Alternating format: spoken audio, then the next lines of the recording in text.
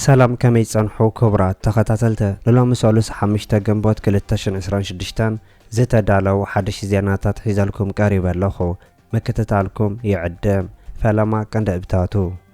اب كل تግራይ ሓደገኛን ሓድሽን ምዕባለታት ይጓንፍ ኣሎ ጀነራል ታደሰ ወረደ ዘውፅኦ ተሪር መግለጽን ፕሬዝዳንት ክልል ትግራይ ክኸውን ዶክተር ደብረጽዮን ከም ዝተመረጸን ኣብ ከተማ መቐለ ዘጋጠመ ፍንጀራ ቦምባ ዝምልከትን ኤርትራ ንኢትዮጵያ ዝሃበታ መልሲ ዝምልከትን ኤሚሬት ቤት ትምህርቲ ተዓጽዮ ከም ዘላን ብዛዕባ ውግእ ኢራን ዘለዎ ሓድሽቲ ምዕባለታትን ኣብ ሱዳን ዝተፈጸመ መጥቃዕቲ ካብ ባህር ዳር ዝተበገሳ ድሮናት ከም ዝኾና ሎሚ ሰብ ስልጣን ሱዳን ዝሃቦ መግለጺ ዝምልከትን ዝብሉን ካልእን ዝሕብር ዝርዝር ዜናታት ሒዝናልኩም ቀሪብና ኣለና ነቻነልና ሰብስክራይብ ብምግባር ክሳብ መወዳእታ ክትከታተሉና ብኽብሪ ንዕድመኩም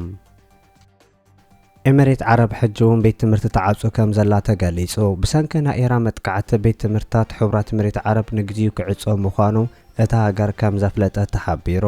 ኣብ መላእ ሕቡራት ኤሚሬት ዓረብ ዝርከባ ኣብያተ ትምህርቲ ናብ ርሕቐት ትምህርቲ ክሰጋገራ ምዃነን ሚኒስተር ትምህርቲ ድሕሪ ዝሃቦ መግለጺ ተምሃሮ ብኣካል ናብ ቤት ትምህርቲ ምምጻእ ከም ዝገደፍዎ እውን ይሕበር ኣሎ እቲ ሚኒስተር ኣብ ዝሃቦ መግለጺ እቲ ናይ ርሑቕ ትምህርቲ ካብ 5 ክሳብ 8 ግንቦት ኣብ ኩለን መዋእለ ህጻናት ከምኡ እውን ኣብ መላእ ሃገር ኣብ ዝርከባ መንግስታውን ውልቃውን ኣብያተ ትምህርቲ ክትግበር ምዃኑ እውን ገሊጹ ኣሎ እቲ ውሳነ ንተምሃሮ ከምኡ እውን ንሰራሕተኛታት መምሃራ ምምሕዳርን ዝምልከት ምዃኑ እቲ ሚኒስተር ካፍልጥ እንከሎ እቲ ስጉምቲ ድሕነት ተምሃሮን ኩሎም ኣብ ጽላት ትምህርቲ ዝሰርሑ ንምርግጋጽ ምዃኑ እውን ብተወሳኺ ተሓቢሩሎ እቲ ብመንግስቲ ኤሚሬት ተወሲዱ ዘሎ ትምህርቲ ካብ ብኣካል ናብ ናይ ማንዛ ዓይነት ትምህርቲ ምቕያር ድሕሪ 8 ግንቦት ናብ ንቡር ክምለስ ምዃኑ ዘይምዃኑ እውን ዛጊድ ዝተፈለጠ ከም ዘየለ ክናዋሕ ምዃኑ ዘይምዃኑ ኣብ ኤሚሬት ዘጋጠሙ ኩነታት ዝፈርድዎ ምዃኑ እውን ይነገር ኣሎ ሓድሽ መጥቃዕቲ ኢራን ኣብ ልዕሊ ኤሚሬት ካብ ትጽቢት ወጻኢ ኮይኑ ከም ዘሎ ዝገልጹ ናይቲ ሃገር ምንጭታት ኣሜሪካ ወተሃደራታ ብምብጋሳ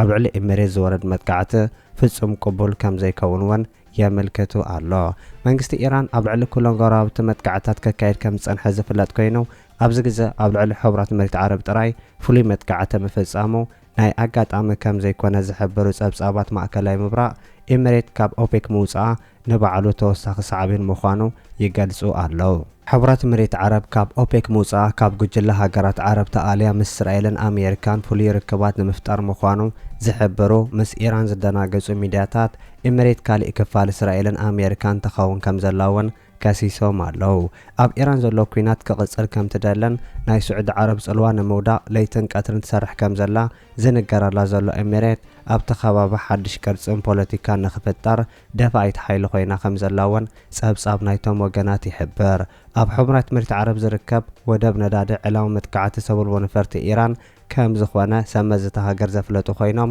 ኣብቲ ኣብ ፋጃይራ ዝርከብ መደበር ነዳዲ ዓብ ሓልሓልታ ባርሓዊ ከም ዝተረኣየ ጸብጻባት ሓቢሮም ምንባሮም ይዝከር እዚ ከምዚ ኢሉ እንከሎ ድማ ኣሜሪካ ኣብ ልዕሊ ኢራን እውን መጥቃዕቲ ዝኸፈተት ኮይና እቲ ናይ ኣሜሪካ መጥቃዕቲ ኢራን ኣብ ልዕሊ ናይ ኣሜሪካ ሓይልታት ተኽሱ ድሕሪ ምኽፋታ ከም መልሲ መጥቃዕቲ ዝተጀመረ ምዃኑ እውን ናይ ኣሜሪካ ወገናት ገሊጾም ኣብ መንጎ ኢራን ኣሜሪካን ጸንሐ ወጥረ ኣብ ተዛማዲ ሰላም በፂሑ ከም ጸንሐን እንተኾነ ግን ኣሜሪካ ነቲ መጻቦ ንምሕላው ብዝብል ምስምስ ልዕሊ 15,000 በዝሒ ዘለዋን ኣማይ ድሮናትን ሚሳኤላትን ዝዓጠቐ ሓይለ ናብቲ ከባቢ ክተሰፍር ምዃና ድሕሪ ምእዋጃ ኩነታት ተኸባቢ ኣብ ሓድሽ ወጥረ ምእታውን ጸብጻባት ክሕበሩ ጸኒሖምን ኣለውን ብሰንኪ ኣብ መንጎ ኣሜሪካን ኢራን ዳግማይ ዝተለዓለ ወጥረ ናይ ነዳዲ ዋጋ ከም እንደገና ሕጂ እውን ሰማይ ክበጽሕ ከም ዝኽእል ዝገልጹ ወገናት ዓለም ንነዊሕ ኣዋርሕ በቲ ናይ ነዳዲ ጸገማት ክሽገር ከም ትኽእል ገሊጾም ኣለዉ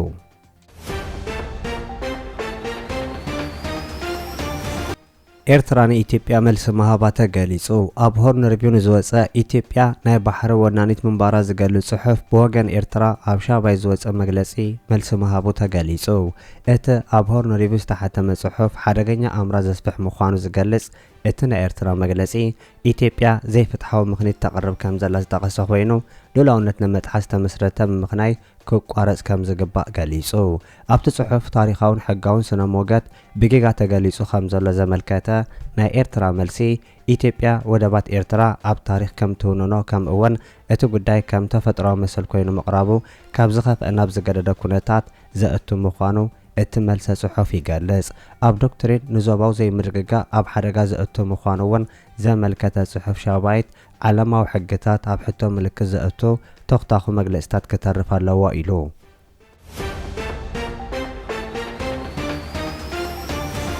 ብናጽነት ፕረስ ኢትዮጵያን ኤርትራን ሕጂ እውን ኣብ ድሕሪት ይስርዓ ከም ዘለዋ ተገሊጹ። ኣብዚ መዓልቲ ናጽነት ፕረስ ዓለም ዝወፅእ ሓድሽ ጸብጻብ ከም ዝሕብሮ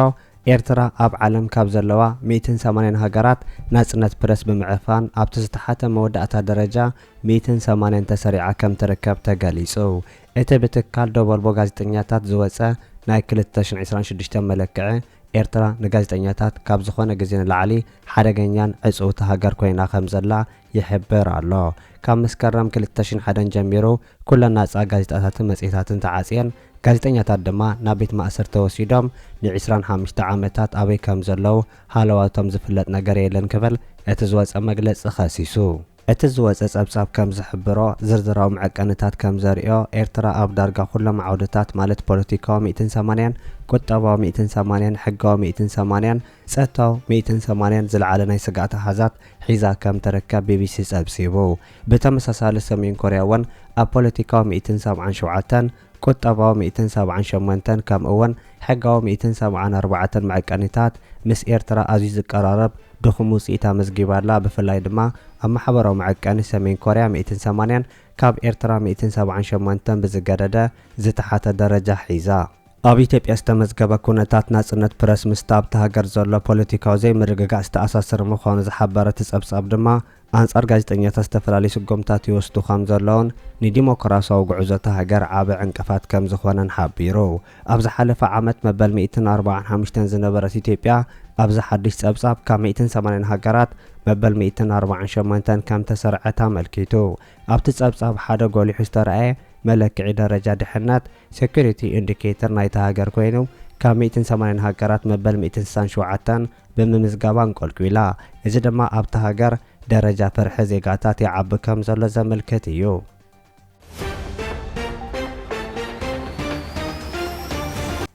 ጀነራል ታደሰ ወረደ ንህልው ኩነታት ትግራይ ዝምልከት ህጹጽ መግለጺ ኣውፅኡ። ፕረዚዳንት ክልል ትግራይ ጀነራል ታደሰ ወረደ ዘውፅኦ መግለጺ ከም ዝስዕብ ከም ብበልኩም እየ። ዘበናት ዘቁፀረ ምስ ደጋ ሓይልታት ዝተገበረ ናይ ኩናትን ሰላምን ጉዕዞና ኣብ ውሽጥና ዘጋጠሙ ናይ ምክፍፋል ሓድነትን ናይ ቃልስን ዓወትን ታሪኽና ዘጋጠሙና ኣዝዮም ከበድቲ ሕለለኽን ፈተናታት ሓሊፍና ከም ህዝቢ ሕጂ ኣብ ዘለናይ መድረኽ በፂሕና ኣለና። እንተኾነ ግን ብሄራዊ ባህግና መጻኢ ዕድልና ጽባሕና ብግቡእ ስለ ዘይመለስና ዝሓለፈ 5 ወይ 6 ትውልዲ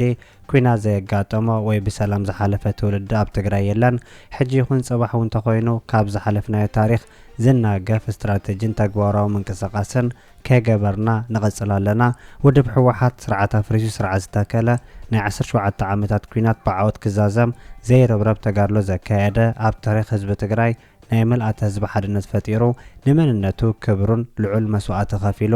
ዓወት ዘረጋገጸ ውድብ እዩ። ሕወሓት ኣብ ናይ ዓወት ጉዕዞኡ ብዙሓት ዝሓልፉ ዘይመስሉ ዝተሓላለኹ ፈተነታት ናይ ምርድኣን መሪሑ ምስጋር ተኽእሎ ስለ ዝነበሮ በብግዚኡ ንባዕሉ ዘሐድስ ጥበበኛ ተማሃራይን እስትራቴጂክ ኣመራርሓን ቁርፀኛ ኣባልን ህዝብን ስለ ዝነበረ እዩ ኣብቲ ዝበፅሐ ውድብ ሕወሓት። እንተኾነ ግን ኣብ ዝሓለፈ 10 ዓመታት ካብ ሓደ ውድቀት ናብ ካልእ ውድቀት እናተሰጋገርና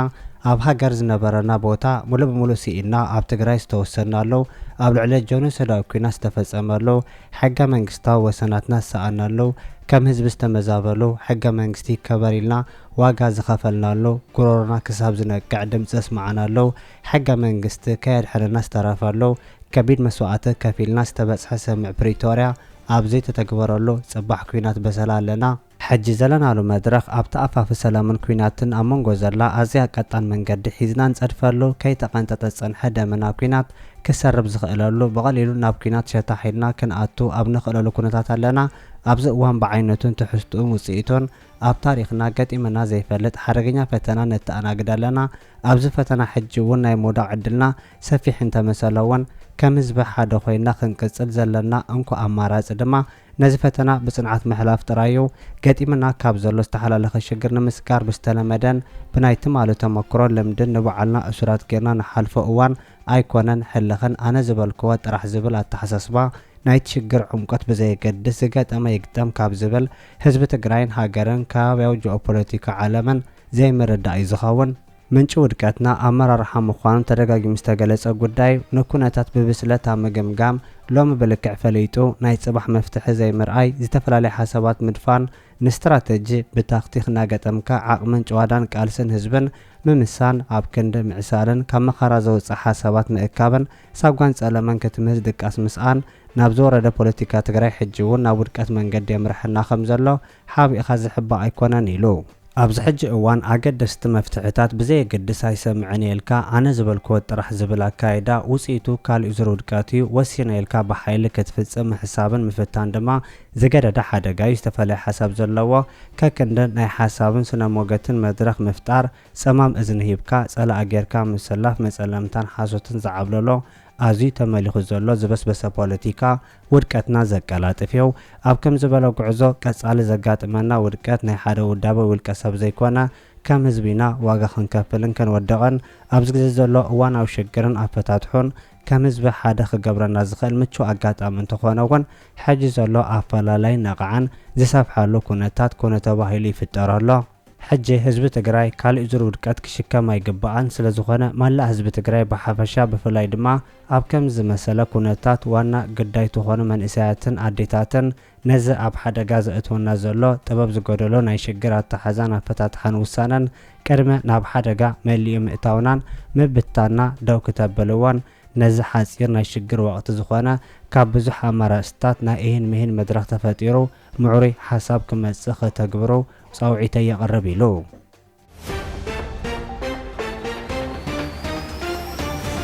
ኣብ ክልል ትግራይ ከተማ መቐለ መጥቃዕቲ ቦምባ ከም ዘጋጠመ ተገሊጹ ኣብ ክልል ትግራይ ከተማ መቐለ ናይ ኢድ ቦምባ ከም ዝተፈንጀረ ዝተሓበረ ኮይኑ ኣብታ ከተማ ኣብቲ ናብ ቤት ጽሕፈት ምምሕዳር ናይታ ከተማ ዝወስድ ጎደና ተኩስ ነታግን ድሕሪ ምስምዑ ናብቲ ከባቢታት ዝተጓዓዙ ወገናት ናይ ኢድ ቦምባ ምዃኑ ከረጋግጹ ምኽኣሎምን ተገሊጹ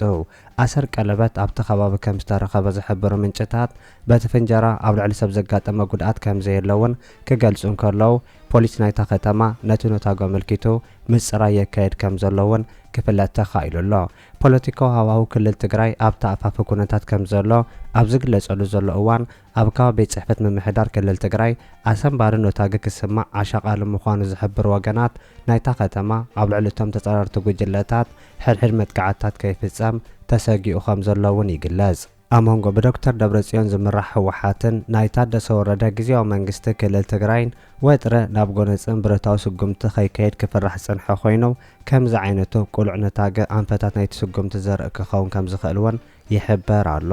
ኣብ መንጎ እቶም ክልተ ሓይልታት ትግራይ ዘሎ ወጥሪ ካብ ግዜ ናብ ግዜ እናዓበየ ክመጽእ ጸንሐ ኮይኑ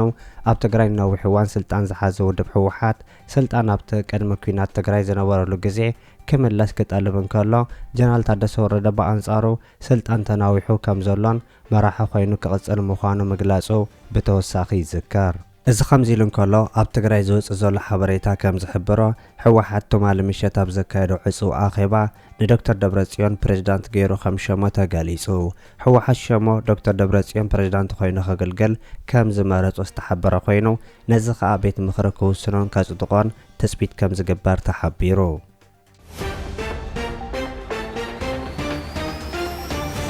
መንግስቲ ሱዳን ካብ ባህር ዳር ዝተበገሳ ድሮናት ንርእሰ ከተማ ካርቱም ደብዲበን ክብል ከሲሱ ድሕሪ መጥቃዕቲ ዋና ከተማ ካርቱም ኣብ መንጎ ሱዳን ኢትዮጵያን ፈኸም ክብል ጸንሐ ወጥረ ናብ ቆልዑ ኩናት ከምርሕ ከም ዝኽእል ናይ ሱዳን ጸብጻባት የምልክቱ ኣለው ኢትዮጵያ ኣብ ውግእ ሱዳን ቀጥታዊ ኢድ ከም ዘለዋ ክገልጽ ጸንሐ ናይ ሰራዊት ሱዳን መንግስቲ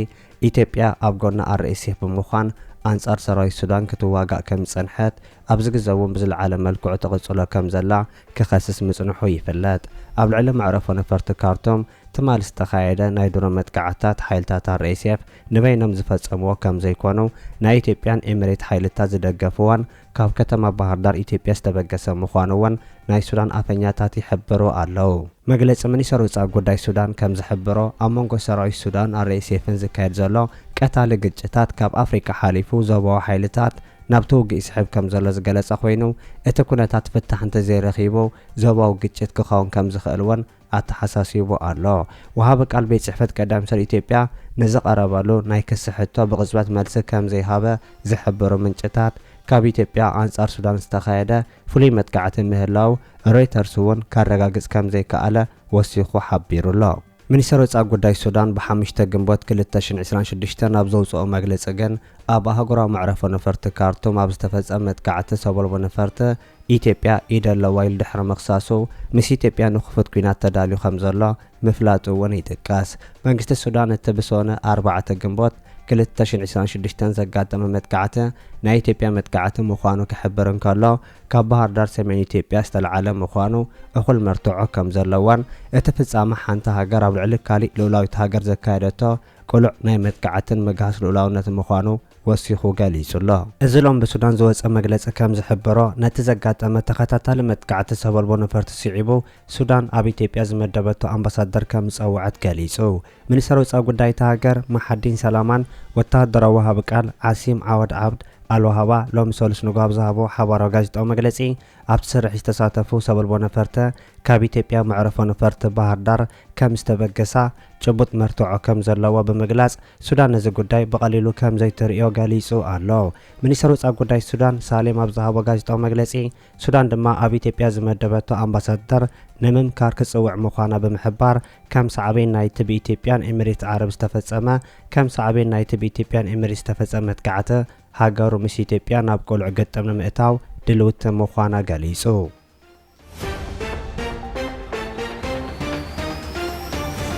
ክቡራት ተኸታተልቲ ንሎም ዝተዳለወ ዜና ነዚ ይመስል። ኣብ ዝቕጽሉ ዝፍነው ዜናታት ብቐዳምነት ክበጽሐኩም ሳብስክራይብ ዘይገበርኩም ሳብስክራይብ ንኽትገብሩ ብኸብሪ ንዕድመኩም።